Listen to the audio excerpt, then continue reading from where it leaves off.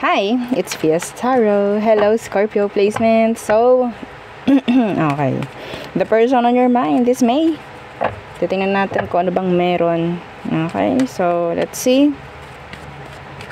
Before tayo mag-start, kung hindi ka pa nakakapag-subscribe, please do subscribe and hit the notification bell para lagi po tayo maging updated sa mga mangyayari pa lang. And syempre, kung may tanong pagdating po sa private reading, just message me sa akin pong FB page for more info. Ganun rin po ha, kung mayroon pong mga tanong pagdating po sa ating mga items. Okay, so protection from evil eye, love bracelet, granter, and cord cut. Okay, so yeah. Okay. Let's see. Scorpio, the person on your mind. Sino ba to? Sino itong iniisip mo? Okay. Scorpio. 7 of Pentacles.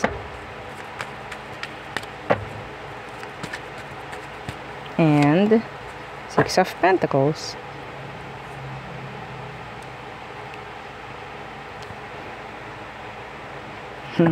Okay.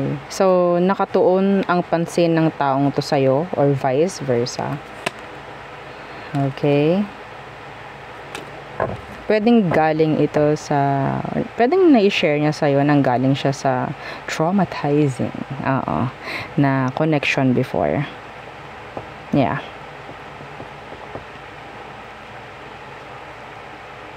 Mahilig siya mag-share ng mga plano about future. And then, sabihin natin, they're seeing that they're seeing their future with you. Parang ganyan.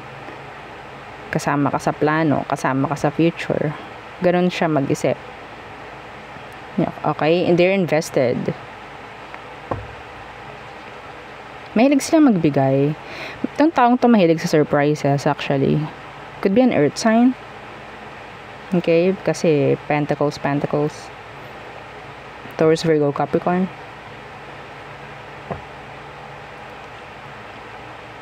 Okay.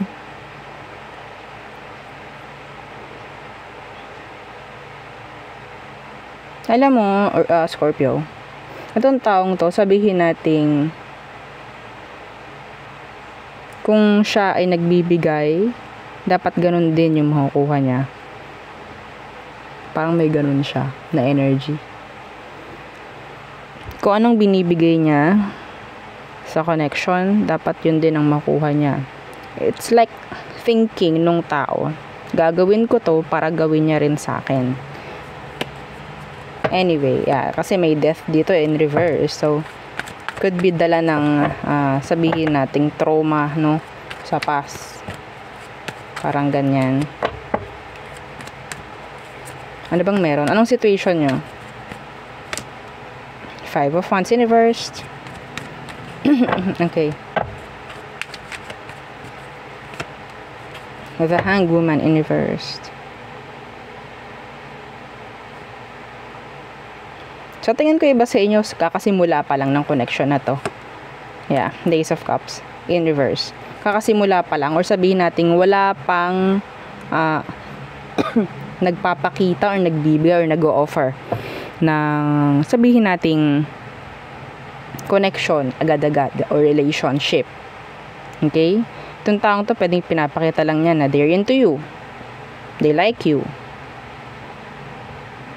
Being open sa'yo.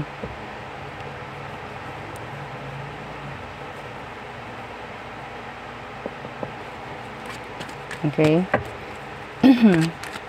Nakakakita ito ng comfort sa connection, sa kung anong meron sa inyo sa ngayon. Nakakita siya ng ganun. Okay, yeah, the Ace of Wands. The Knight of Cups in reverse. Totally, sabihin nating pagdating sa situation, unti-unti na parang nakaka-move on, nakaka-move forward yung tao. And it's because of you. May chance na ganun. Yeah, the World in reverse. This is unfinished business. Okay? Ano bang emosyon talaga ng taong to?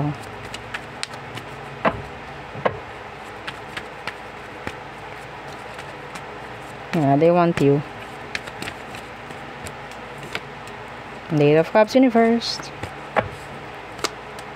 The King of Swords Universe. May takot to na totally na ma-fall sa'yo. Yeah. The Ace of Cups. Kanina nakabaliktad to. Natakot itong taong to na totally ma-fall sa'yo. Pero yes, they like you. Yeah. Gusto niya ng connection with you. Fair na connection. Yeah, the Chariot. Pero nandun yung takot niya. I don't know why. Could be yung mga trauma nga. Natakot to na parang mag all in. Mag-give in dito sa connection na to or sa kung anong merong sitwasyon kayo. Okay? Some of you, nandyan sa talking stage, naghihintayan kayo ng reply, message. Parang ganon. Takot siya.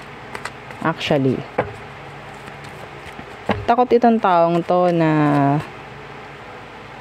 makaramdam ng attachments.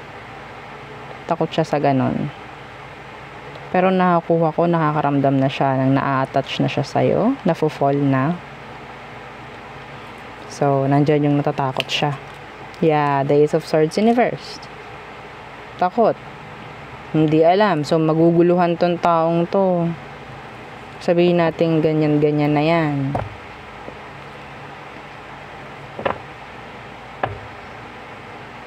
Parang nagtatalong ang isip at puso niya pagdating sa'yo. Yeah, the Tower Universe. Anong mangyayari? What is your next action towards you, Scorpio? Yeah, Page of Pentacles. I think, nandyan din naman kasi yung sabihin nating pagiging open niya. They will try na maging open sa'yo. Tatry ng taong to na mag-start. Magkaroon ng fresh new start with you. Okay? Yeah, the Five of Pentacles Universe. So, parang gagawing sabihin nating slow burner. Yung connection niya, the Ace of Cups again, na naka-reverse. Meaning to say, hindi siya magpapakita ng parang, or magsasabi na parang magja-jump na lang itong taong to sa, okay, gusto ko magkarelasyon na tayo, or gusto mo ba ako? Parang gano'n. No, wala akong nakikita gano'n coming from them. So, sabihin natin parang slowly but surely, no, itong taong to is magi-give in niya. See the Two of Swords. Hindi sila totally like magpapakita ng sabihin nating emosyon. Okay? Emosyon na gusto ka. Pero they're open. Some of you parang friends, casual, ganito, ganyan. Like, some of you sabihin nating they're thinking about future with you. As simple as, hoy, meron kaming lakad, ganito. Gusto mo sumama ka? Mga ganyang bagay. Okay? Mga ganong bagay. So, this is nice though. Unti-unti na para magiging available sa'yo itong taong to. Unti-unti na magiging open emotionally. Because they're sabi natin, starting to like you more and more and more and more and more and more. Okay? So, let's see. Outcome/advice for you. Makikita mo na parang gusto niyan palagi kang nakikita, nakakasama, kausap, mga ganang bagay. Outcome. Three of Swords. The Ten of Wands Universe. Oh, this is nice though. Yeah, this is nice. See? The Lovers. Oh, may magandang mangyayari dito mga Scorpio. Yes. This is healing. Okay? Yung Three of Swords mo, nakikita ko, totally madadrop na. Mahihil. And may mag-start na connection dito. This is nice. Matututo ka kasi, or siya, na i-let go yung pain, burdens, Okay, the Ten of Wands, the Four of Pentacles in reverse. This is letting go. Letting go of something, someone who is giving you pain, giving you burdens. Okay, para dito sa connection na to. And yeah, worth it naman tong nakikita ko. Worth it. This is nice. Okay, yeah, Temperance in reverse. Hindi ito mamadaliin. Hindi mamadaliin to. Yes, a slow burner connection. Nice. Okay, so next, tingnan natin ano pang meron. Situation, let's see. Anong situation ng mga Scorpio in love? This is the person on your mind po, ha? Kung hindi ka naka-resonate dun sa isa, baka dito.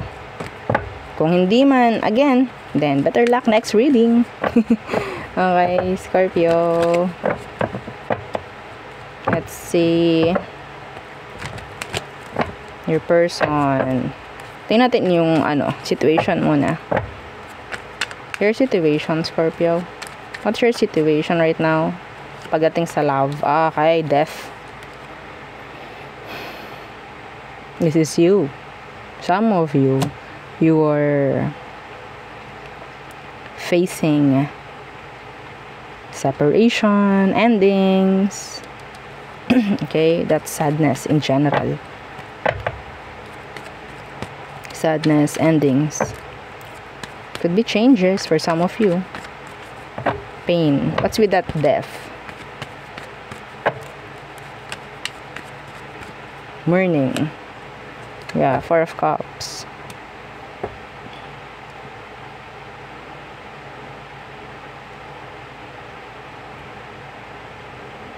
Situation is parang bakit hindi nangyari? Yung pinaka, bakit hindi nangyari? Bakit ko dinanas yun? May parang ang daming tanong dito. Okay. Am I not enough? Mga ganon. Am I not enough? Asan, may worth ba ako? Parang ganon. May value ba ako? Oh my. Feeling left out. Feeling wala na to. Wala nang pag-asa to. Wala nang tatanggap sa akin whatsoever. Okay. Yeah, the Five of Cups. Four of Cups to Five of Cups. Some of you, pwedeng yung blame is sinasarili mo. Lagi na lang ang turo, ang dahilan is sarili mo, ikaw. No. Okay? Kaya hindi ako gusto kasi ganito lang ako. Kaya hindi kami nag-click kasi ganito, ganyan. Or maybe the person is blaming you and ikaw itong parang dinadamdam mo. Stop it. So, ano bang meron sa person? Some of you, you're dealing with heartbreaks. Ngayon, anong meron sa person mo? Let's see. No, the Ten of Pentacles. Some of them, pwedeng may pera. Okay? Pwedeng may pera. Pwedeng may family involved. Parang naiwan ka sa ere. Feeling mo na pag-iwanan ka. Okay? Pwedeng ikukumpara ka niya. Ikinukumpara mo yung sarili mo sa kanya. Ten of Pentacles, let's see. Knight of Cups. They're not consistent. They are not, yeah. Three of Pentacles is here. The Three of Cups. There could be third parties involved. Yeah. So, it's like lumitaw tong taong to sa'yo. Sa sitwasyon ninyo. Parang ikaw na lang lagi itong naghihintay. Lagi na lang ba akong option? Pupuntahan ba niya ako? Iniisip kaya niya ako? Mga ganong bagay. You're overthinking, Scorpio. You are. Sa mga bagay na walang kapararakan.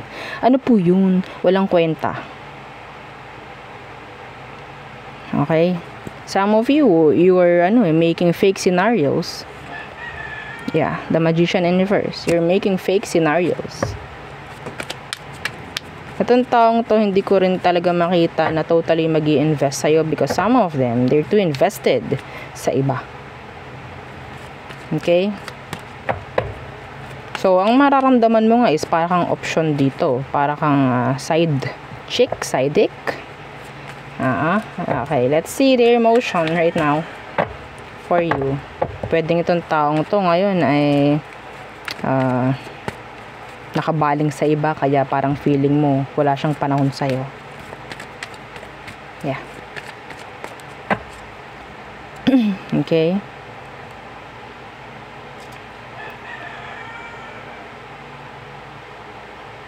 Yung iba naman, okay, yung iba naman, kung alam yung walang third party, some of them, yung family nila yung parang nagiging mas prioridad niya. Mas nagiging prioridad niya yung pamilya niya, or maybe the career, the finances, mga ganyan, pera niya, career. Okay, what is your emotion right now for you? High Priestess, they're quiet. Page of Cups, hindi nila pinapaalam kung ano. Two of Cups in reverse, there's distance. Pagdating sa emosyon, yun yung nakikita ko. Queen of Wands, could be another person involved nga talaga dito. Okay, some of them, they're too immature, they're like insensitive. They're too insensitive. Hindi nila alam na iba sa inyo mga Scorpio, you're too sensitive. No? You're like hard on the outside, soft in the inside. No? Yeah? Yeah. You're too insensitive. It's like wala silang pakialam sa mararamdaman mo. Magustuhan ka lang. Okay, let's see what is your next action.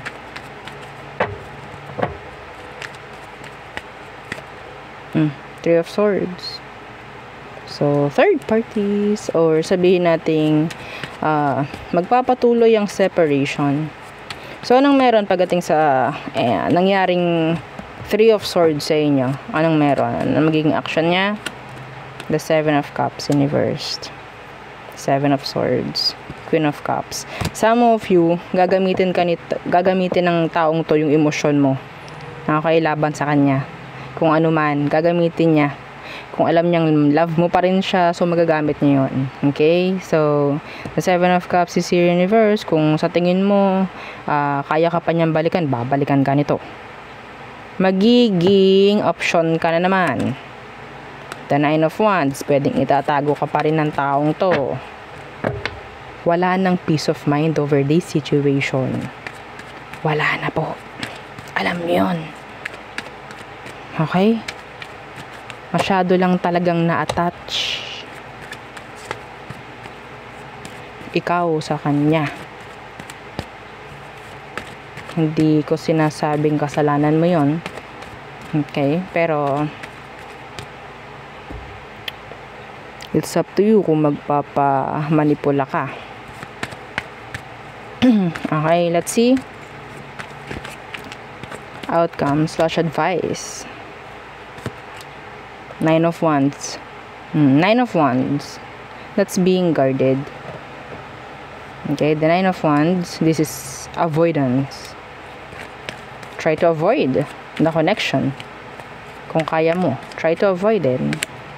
Yeah, the Page of Swords in reverse. Wag mo nang hanapin.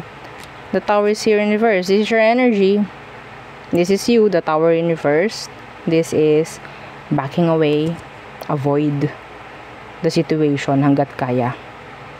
Hanggat hindi pa sobrang lalim. Yes, malalim na, pero wag mo nang hayaang malunod ka pa. Okay? Kung kaya mong umahon, mahon ka. Wag mo hayaang lumalim pa ng lumalim at mahirapan ka ng ulit umahon. Okay? Parang kinuchugibles mo na yung sarili mo dito actually. The Six of Cups. The Six of Swords in reverse. Huwag kang manghinayang.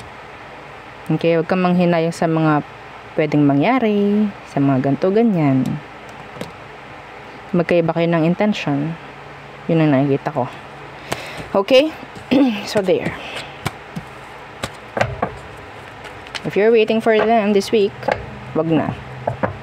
Mas maganda nga na hindi na mag-reach out to. They're staging you. I think they're stalking you. Or maybe if you're stalking them, stop it.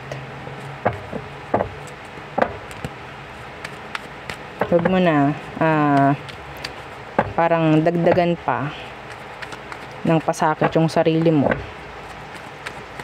Okay? So, all signs are through Pisces. Aries, they admire you. Some of them, they're healing. Taurus, they miss you. Gemini, they're waiting for you. Cancer, they want your attention. Waiting for your attention. Leo, guarding down. Or sabihin natin mayroong ipapakita si Leo. Virgo, they want communication. Libra, they need you. Waiting for you. Or maybe you need them. Scorpio, moving on. Starting new, starting fresh. Sagittarius, they like you. Looking for you, they're interested. Capricorn, you don't trust them, or maybe they don't trust you. Aqua, oops, hindi ka na masyadong iniisip ni Aqua. Pisces, there could be a third party involved. Meron ditong sabi nating blockages or something na parang nagbibigay ng parang hadlang or parang sabotahe, no, pagdating sa inyo ni Pisces. Okay, so there, yun ang aking reading for you, Scorpio placements. Again, please don't forget to like, share, and subscribe, and follow our FB page. Thank you. Bye.